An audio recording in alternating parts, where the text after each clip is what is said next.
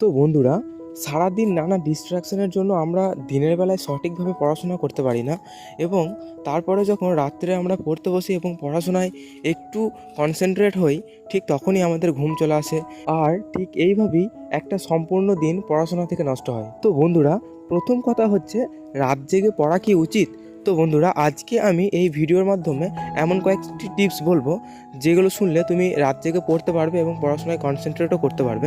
তাই ভিডিওটি শেষ পর্যন্ত দেখো এবং ভিডিওতে বলা প্রত্যেকটা কথা একটু ভালোভাবে শোনো। তো বন্ধুরা, প্রথম হচ্ছে, তুমি যদি সারাদিনের পর্যাপ্ত ঘুমিয়ে নাও, তাহলে তোমার রাত জেগে পড়লে কোনো অসুবিধা হবে না।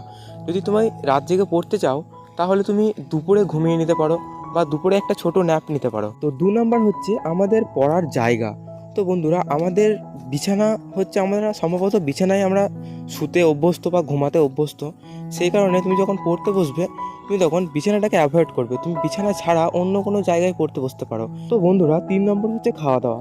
আমরা বাঙালিরা সাধারণত রাত্রে ভারী খাবার খাই। তো তুমি যদি রাত্রে পড়তে চাও, তাহলে রাত্রে পড়ার আগে যে খাবারটা খাচ্ছ, সেটা বেশি ভারী খাবার হলে চলবে না।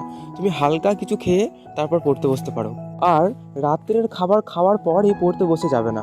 রাত্রে খাওয়ার পর তুমি 30 থেকে 40 মিনিট মিনিমাম গ্যাপ দেবে এবং তারপর পড়তে বসবে। এর জন্য তুমি যেই টাইমে রাত্রে খাবার খাও, তার একটু আগে খেয়ে নিতে পারো। আর বন্ধুরা, 4 নম্বর হচ্ছে ফোনের ডিস্ট্র্যাকশন। তো এই বিষয়ে তো তোমরা সকলেই জানো, তাই এই ভিডিওতে ফোন ডিস্ট্র্যাকশন নিয়ে আর কিছু বললাম না। যদিও সকলে সারাদিনের কাজ সেরে রাত্রেবেলায় ফোনে অন হয়, তাই তুমি যতটা পারো ফোনটাকে অ্যাভয়েড করবে। তো বন্ধুরা, এই কয়েকটা টিপস তুমি যদি ফলো করো, তাহলে তুমি রাত জেগে পড়তেও পারবে, তোমার কোনো অসুবিধা হবে না এবং তুমি মনোযোগ সহকারে পড়তে পারবে। তো বন্ধুরা, ভিডিও থেকে তুমি যদি একটু উপকৃত হয়ে থাকো, তাহলে ভিডিওটি লাইক করতে পারো এবং চ্যানেলটি সাবস্ক্রাইব করে নিও পরবর্তী ভিডিওর আপডেটস পাওয়ার জন্য।